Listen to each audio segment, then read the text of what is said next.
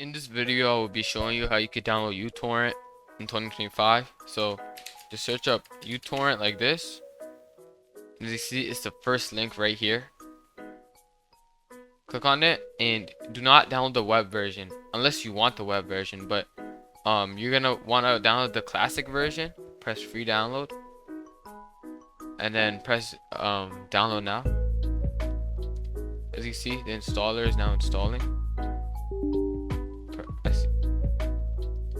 Press next, agree, skip all this. They're like advertisements, you don't want any of this. Press skip all.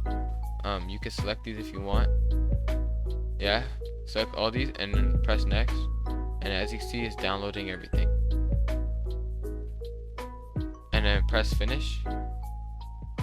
As you see, UTorrent is now up. Just close that, go to torrents, and you could now put in your torrents. I'll see you guys in another video. Bye.